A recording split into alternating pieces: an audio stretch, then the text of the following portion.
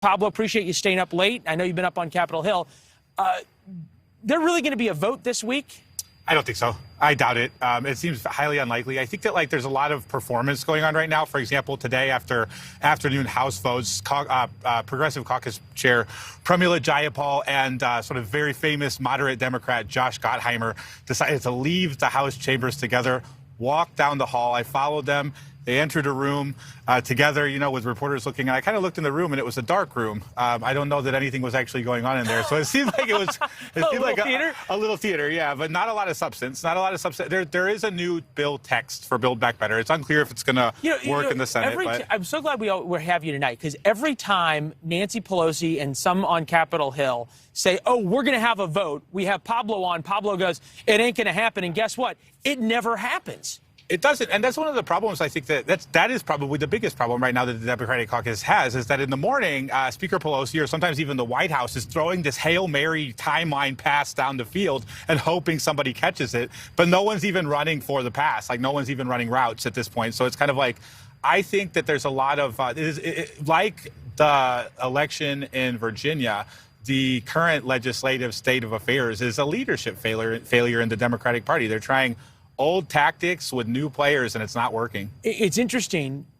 One of the leadership of the Democratic Party was up on Capitol Hill. The vice president came down a couple of hours ago to have meetings. She talked to the press very, very briefly for a couple of seconds. But what was striking to me is how a couple of days ago she said very clearly about how the election in Virginia was going to define the next year. Take a listen.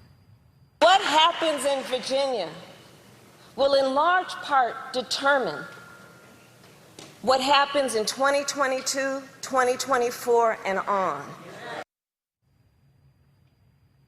Do you think she wishes she could have those back? Do Democrats wish she would have taken those back or not said them? I think that she wishes she could take a lot of things back at this point. Kamala Harris is somebody who was chosen by, and I hate to say it, but the Obama machine as a perennial next president of the United States. And so far, she's been uninspiring to everybody. But sound bites like that also put her in the same camp as a Pelosi calling for a vote today or this week or whatever. When you're saying that, oh, we're going to win and it's going to define us, and then you lose, then she's basically saying, well, we've been defined as election losers. And given that she's likely to run in 3 years, that's a soundbite that'll probably come back to bite her, like a lot of her soundbites that she's given as vice president. Pablo, it's always great talking to you, because you're definitely a cheerleader for one side, but you call balls and strikes in the way you see them. Let me ask you this. Is there a scenario in which you see votes, legitimate votes, on any of the president's agenda before Christmas? Before Christmas, yes.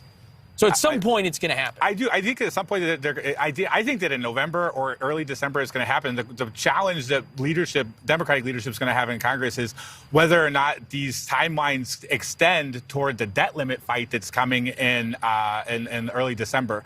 So if they're fighting a big, whether they can keep the government funded and the stopgap and so on, whilst trying to pass these other big social agendas, it ain't happening. I love the bluntness. Pablo, it's always good to see you. Keep up the great work, all right? Thank you, we always Leland. appreciate the conversation. Great to be here. All right. Thanks for watching. Click the red subscribe button below so you can get more of NewsNation's fact-driven, unbiased coverage.